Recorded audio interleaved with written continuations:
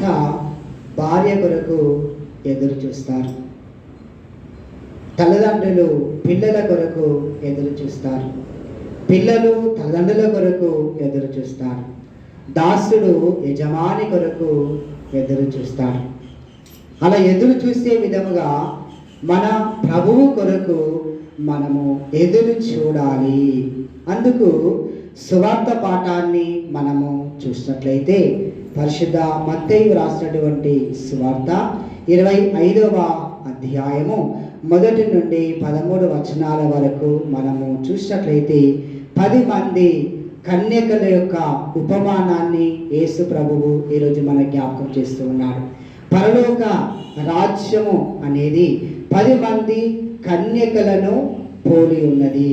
అందులో 5 బుద్ధి గల వారు ఉన్నారు, 5 బుద్ధి లేని వారు ఉన్నారు.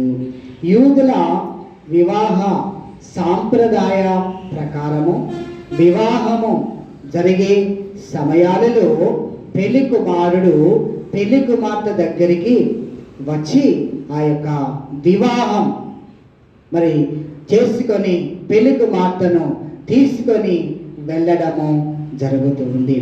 కనుక ఈనాటి యొక్క ఉపమానములో మనం చూసినట్లయితే ఆ పెళ్లి కుమారుడు రాక ఆలస్యము అయినది కదా. వివాహాలు జరుగుతున్నటువంటి సమయాలలో కరెక్ట్ టైం జరుగుతాయా? జరగవు, ఆలస్యం అవుతూ ఉంటుంది. కనుక ఆ రాత్రి అర్ధరాత్రి అయినది, ఇంకా రావడం లేదు. ఈ 10 మంది కన్యకలు వారు ఏర్పాటు చేయబడ్డారు పెళ్లి కుమారుని ఎదుర్కోవడానికి. ఈ 10 మంది కన్యకలు దేనికి గుర్తు అంటే సంఘాన్ని నడిపించేటువంటి నాయకులకు గుర్తుగా ఉన్నారు. సంఘాన్ని నడిపించేటువంటి వ్యక్తులుగా, సంఘ కార్యాలు చేసేటువంటి వ్యక్తులుగా ఈ 10 మంది కన్యకలు ఉన్నారు, పోలి ఉన్నారు. వాళ్ళు ఈ లేట్ అయినటువంటి సమయంలో అర్ధరాత్రి కేక వినబడింది, పెళ్లి కుమారుడు వస్తూ ఉన్నాడు అని కేక వినబడింది. ఈ 10 మంది దిగ్గున లేచారు. 5 బుద్ధిగల కన్యకలు వారన్నీ ఆ యొక్క నూనె దివిటీలు ఇవన్నీ కూడా సిద్ధపరచుకున్నారు. కనుక వారు సిద్ధపడి, మిగతా 5 బుద్ధి లేని వారు దివిటీలు వాటిని శుభ్రపరచుకోలేదు, నూనె సరిగా వారు అందులో పోయలేదు, సరిగా లేవు, అన్నీ కూడా సిద్ధపడలేదు. అప్పుడు వాళ్ళు వెళ్తూ ఉండగా వీళ్ళు ఏమన్నారు? మాకు కొంచెం నూనె పోయండి అని చెప్పేసి అన్నారు. అంటే వాళ్ళు ఏమన్నారు? ఇది మీకు మాకు సరిపోదు, ఎందుకంటే మీకు పోసే మనకు 2 ఒక్కసారి ఆరిపోతాయి. ఈ దీపాలు, వెలిగే దీపాలు కూడా ఆరిపోతాయి. కాబట్టి మీరు అంగడికి వెళ్ళి మీరు కొనుక్కోనండి, షాప్కి వెళ్ళి మీరు కొనుక్కోనండి అని చెప్పేసి వాళ్ళు మీలో కొంచెం నూనె ఇవ్వండి అంటే దాని అర్థం ఏంటంటే మీరు చేసిన పనులు, మంచి పనులు మాకు ఇవ్వండి అంటే రావు. ఎవరి పనులు వాళ్ళే, ఎవరి మంచి పనులు వాళ్ళే చేయాలి. నీ మంచి పని నాకు రాదు, నా మంచి పని నీకు రాదు. ఈ నూనె స్వస్థతకు గుర్తుగా ఉంది, అలాగే పరిశుద్ధతకి గుర్తుగా ఉంది. నిర్గమకాండము 27వ అధ్యాయము 20లో మనం చూసినట్లయితే అక్కడ దీపానికి నూనె అవసరమై ఉన్నది. ఆ నూనె ఒలివ నూనె కనుక ఆ నూనెతో వారు దీపాన్ని వెలిగిస్తూ ఉంటారు. ప్రియమైనటువంటి దేవుని బిడ్డలారా, ఈ నూనె పట్టుకొని వెలుగుమానికి ఎదుర్కొని వెళ్ళారు. ఇక 5 బుద్ధిగల కన్యకలు లోపలికి వెళ్ళిపోయారు. వీరు వెళ్ళారు, కొనుక్కున్నారు, అని సిద్ధపరచుకున్నారు, వెలిగించారు. ఇక తలుపు కొడుతూ ఉన్నారు. అయ్యా మేము వచ్చాము, అయ్యా మేము కూడా వచ్చాము, తలుపు తీయండి అన్నప్పుడు వెలుగుమాడు ఏమంటున్నాడు? మీరెవరో నాకు తెలియదు, కనుక మీరు వెళ్ళిపోండి.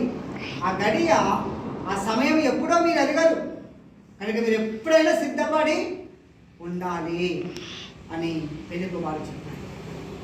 పెళ్లికుమారుడు ఎవరు అంటే యేసు ప్రభువే. పెళ్లికుమార్తె ఎవరు అంటే సంఘమే. ప్రేమైనటువంటి దేవుని బిడ్డలారా, ఈ యొక్క సంఘము సిద్ధపడి ఉండాలి. మనమంతా ప్రభు రాకడ కొరకు సిద్ధపడి ఉండాలి, ఓపిక కలిగి ప్రార్థన చేయాలంటున్నాడు. అందుకే యాకోబు రాసినటువంటి పత్రిక 5వ అధ్యాయము 7-8 వచనాలు మనం చూస్తే, రైతు వర్షము కొరకు ఎదురు చూచు వారి వలె ఓపికగా ప్రార్థనతో ప్రభు రాకడ కొరకు సిద్ధపడండి అంటున్నాడు. రైతు విత్తనాలు వేస్తూ ఆ యొక్క పంటను పండించే సమయాల్లో ఎంత ఓపిక ఉంటుంది కదా. వర్షము కొరకు ఎదురు చూస్తుంది, ఓపిక చూస్తాడు. ఆ వర్షం వస్తుందో రాదు అనుకుంటాడా? అనుకోడు, ఓపిక ఉంటుంది. ఆ ఓపికతో రైతు వర్షం కొరకు ఎదురు చూస్తాడు. అలాగే మీరు కూడా ప్రభు రాకడ కొరకు మీరు మీ యొక్క హృదయాలతో మీరు సిద్ధపరచుకోనండి అని యాకోబు రాసిన పత్రిక 5వ అధ్యాయము 8వ వచనంలో మనం చూస్తే మీరు సిద్ధపరచుకోనండి అనగా చక్కగా అక్కడ మాట మనకు.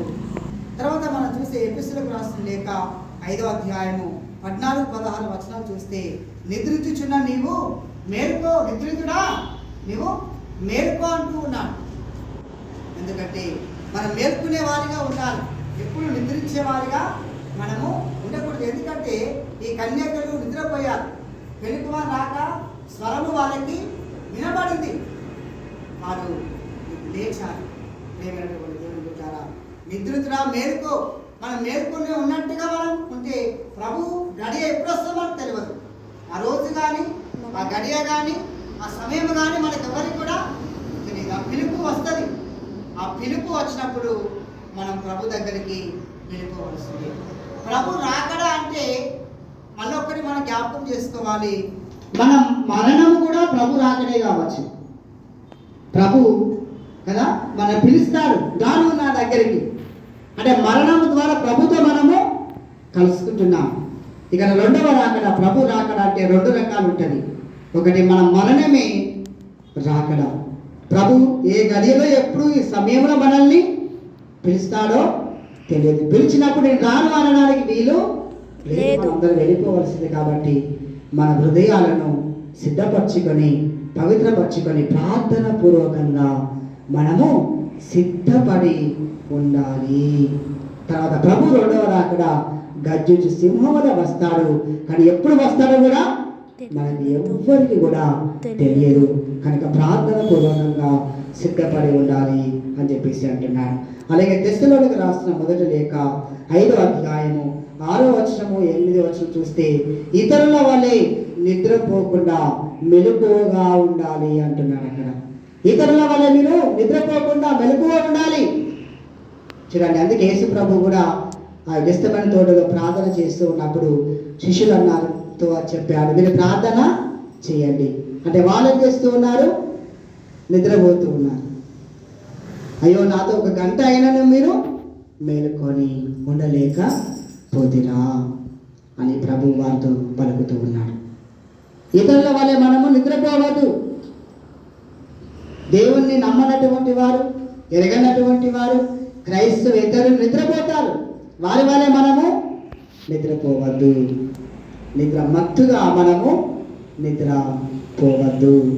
ప్రభు స్వరము వినేటువంటి వారమై మనం నిద్రపోవాలి, మేలుకోవాలి అన్న విషయాన్ని ప్రభు మనకు జ్ఞాపకం చేస్తున్నాడు. ప్రకటన గ్రంథం 3వ అధ్యాయము 2లో మనం చూస్తే, నీ క్రియలు దేవుని ఎదుట సంపూర్ణమైనవిగా నాకు కనబడలేదు, జాగరూకుడవై చావనై ఉన్న మిగిలి వాటిని బలపరచుము అని చెప్పేసి ఇక్కడ మనకు జ్ఞాపకం చేస్తూ ఉన్నాడు.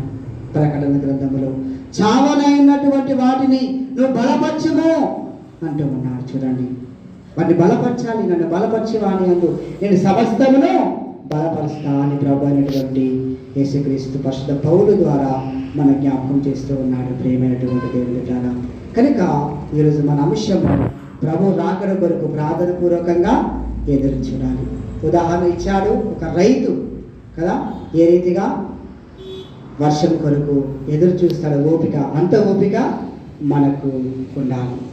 అలాగే ఒక భర్త భార్య కొరకు ఎదురు చూస్తున్నట్లు, భార్య భర్త కొరకు ఎదురు చూస్తున్నట్లు, తల్లిదండ్రులు పిల్లల కొరకు ఎదురు చూస్తున్నట్లు మనము మన ప్రభు కొరకు మనము ఎదురు చూడాలి. అటు కృప, అటు ధన్యత దేవుడు మనకు దయచేయనుగాక. ఆమేన్. ప్రార్థన. మహాపరిశుద్ధుడైన మా తండ్రి, మా గొప్ప దేవ, నీకు వందనాలు. విన్న వాక్కు మా హృదయంలో ఫలించుటకును ఫలవంతమవుటకును సహాయము దయచేసి మై